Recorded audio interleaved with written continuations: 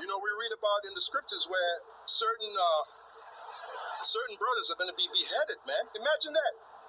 You know, you're brought to a government building, and right before you is this shining, gleaming guillotine. And they're telling you they're going to chop your head off if you don't take that chip. What are you going to do, man?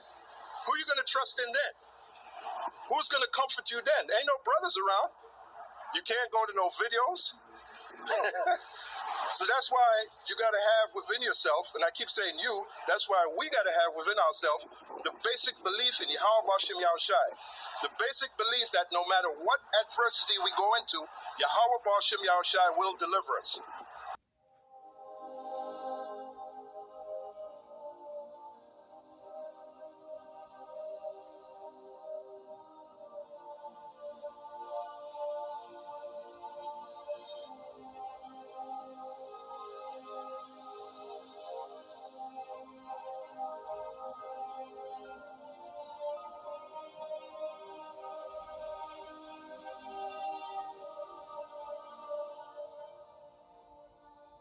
Maybe 5, 6, 7 years ago, I heard a phenomenal testimony on YouTube about 2 U.S. soldiers that got murdered. Basically, they were down in a basement in a military base, and they went into a room that they were not authorized to go into. You know, it's kind of like they were just snooping around. They went into this large room, and what they found was modern-day guillotines. And they freaked out, and they started telling people. And within, I don't know, a short period of time, they both wound up dead. And that story got onto the internet. I clearly remember it. But their shocking story is not the only one talking about military bases and guillotines. Why are modern guillotines on military bases throughout North America? Maybe because they plan on killing us. This story comes from a Christian truck driver that delivered a shipment. He happened to look inside of his semi-trailer and probably got the shock of his life. He was delivering modern-day guillotines to a Marine base in Billings, Montana. There is no doubt in my mind that guillotines are being stored in selected military bases. In fact, I absolutely believe that 1 out of 10 U.S. soldiers are wicked, murdering criminals that would have no problem with murdering you and me and the guy down the street. They would have no problem. And there's even bizarre stories about prisoner boxcars, rail cars that have shackles already built into the floors of the boxcars. I do know this, if you get left behind the rapture and you're taken to a FEMA facility or UN soldiers come and take you, don't fear. Say your prayers, get as close to God as you can, and maybe you can be so filled with the Spirit of God that you can smile while they chop your head off. Wouldn't that be the greatest way to die or leave this earth? To smile as they chop your freaking head off. Because when you study up on the Bible and what it has to say about Babylon the Great and the end result of Babylon the Great, and then Hollywood actually puts in their movies the future of America and how they seem to unpleasantly line up. I mean, if you have not seen this movie, you have to watch this movie. We know that America is Babylon the Great, okay? It clearly says she's surrounded by many waters, okay? America is surrounded by many waters. Rome is not surrounded by many waters. The Bible also says that great city Babylon, the great merchants of the earth, will stand afar off in fear and horror at her destruction and all that. Well, guess what? The great merchants of the earth could not go to Rome if their life depended on it because Rome does not have a deep port harbor. Okay, it's talking about New York City, that great city Babylon, where the kings of the earth meet. Well, the UN headquarters just happens to be in New York City. It's talking about New York City or America. The history of guillotines. Once dubbed the national razor of France for its frequent employment during the French Revolution, the guillotine was first proposed by Dr. Joseph Ignace Guillotin as a gentler means of execution, since beheadings by swords and axes were frequently botched and unnecessarily and quite painfully protracted. The French guillotine was most likely inspired by a middle-aged beheading device called the planky, which was used in Germany and Flanders, followed by an Italian Renaissance-era device called a manna, or Scottish maiden, which took the lives of 120 people between the 16th and 18th centuries. During the Reign of Terror in mid-1790s France, scores of enemies of the French Revolution met their end beneath the blade of a guillotine, where the morbidly curious flocked to the Place de la Bastille to enjoy a day's conga line of executions. Spectators bought souvenirs or programs listing the day's victims, often grabbing a quick bite to eat at a nearby restaurant called Cabaret de la Guillotine. One famous group of ladies, known as the tricoteurs, sat beside the scaffold on a regular basis, knitting between executions, while many of the condemned themselves offered quips or defiant last words as they approached the scaffold, some even dancing their way up the steps to their final demise.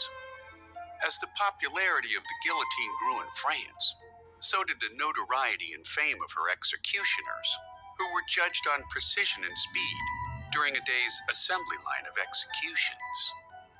Multiple generations of the Sansom family served as state executioners from 1792 to 1846, reaching rock star status after dropping the blade on Louis XVI, Marie Antoinette, and thousands of lesser-known victims. Other big names during 19th and 20th century France was father and son headsmen Louis and Anatoly Deibler, whose flair for their choice of clothing on the scaffold frequently inspired widespread fashion trends. Many gangsters and criminals of the time sported tattoos bearing such phrases as, "My head goes to Deibler." Nor were guillotines left to the exclusive use by Frenchmen, for when Adolf Hitler rose to power in 1930s Germany, he ordered the distribution of 20 guillotines into key cities across the country, which in turn claimed the lives of some 16,500 resistance fighters and political dissidents between 1933 and 1945. Yet long after the guillotine fell from use in Nazi Germany, the guillotine remained France's capital punishment instrument of choice well into the 20th century, taking its last victim in 1977, when a final blade dropped on convicted murderer Hamida Jandobi. 4 years later, France officially abolished capital punishment from their penal code, ending 189 years of state-sponsored entertainment and blatant inhumanity. And there you have it, the history of guillotines. Today in the Daily Dose. Get your nerd on with the Daily Dose.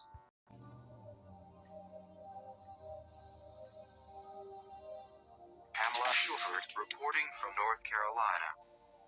I was riding on a bus from Butte, Montana to North Carolina, when I met a young man all dressed up in full and impressive Army Ranger uniform. He carried his 445 mag gun and many knives and several phones and military backpack and other equipment. He told me he was a staff sergeant from Fort Lewis. Fort Lewis is where many modern guillotines have been stored for a long time, for use in martial law. I teased him at first and told him I knew all about the modern guillotines in Fort Lewis. He was shocked. He said, "How did you know? This is highly classified information." I told him that the U.S. military was not telling the young man like him, but these guillotines will be used on Americans and Christians in the future under martial law to behead all New World Order resistors. The longer he listened, the angrier he got. Using a few choice expletives, he said, "They never told us this would be used on Americans under martial law to get rid of all Christians and New World Order resistors."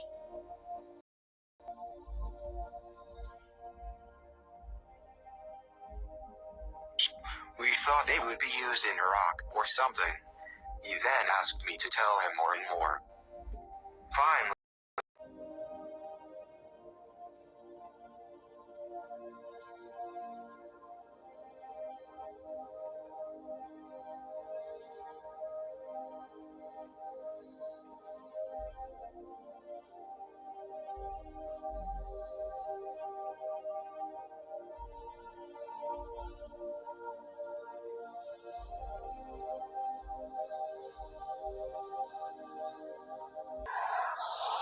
we read about in the scriptures where certain brothers are going to be beheaded, man. Imagine that.